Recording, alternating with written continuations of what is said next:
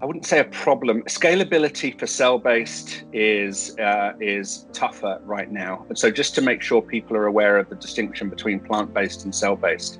Um, Cell-based is where you are taking the cell of an animal effectively, and you're growing it in a commercial slash lab type environment. So you're growing that cell, multiplying that cell in a commercial environment versus obviously on the skeleton of an animal. Um, that cell-based technology, some people are saying it's 5 years away from being commercially viable, i.e., something that you can produce at scale at a price point which is similar to the regular animal grown meat, right? So 5 years away. Interestingly, in the kind of food horizon, 5 years is not that long.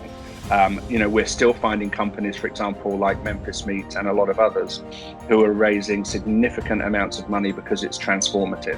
I mean, it's transformative when you can grow meat in an environment that could be in the middle of a city, instead of needing to grow it in a farm or in a factory outside of the city over an 18-month, 2-year period, followed by all of this kind of processes involved in terms of water, land inputs, grain inputs in terms of food, and so on.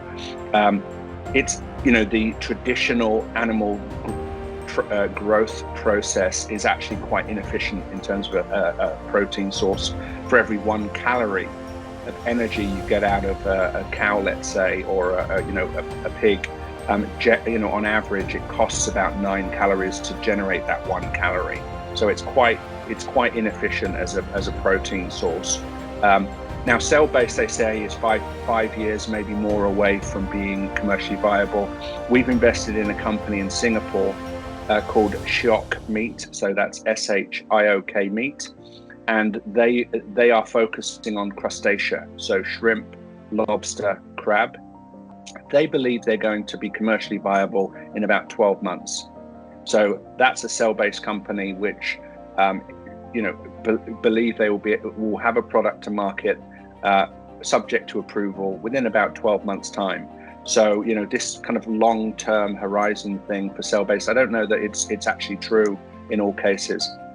In terms of plant-based is generally taking natural plant-based ingredients and blending them together in new ways so that they have the look and the texture and the taste of different things than you would expect. So, for example, Beyond Meat, the burger, the Beyond Meat burger, that's basically natural ingredients that's blended together to look and taste like a beef burger. So, in other words, plant-based is taking kind of very primary, natural ingredients and effectively, creating something out of it which tastes like a meat product, whether that's pork. We've got a company out of Hong Kong, for example, called Future Food, which is PHUTURE. Future Food is creating a pork style product using plants effectively. That's commercially scalable now.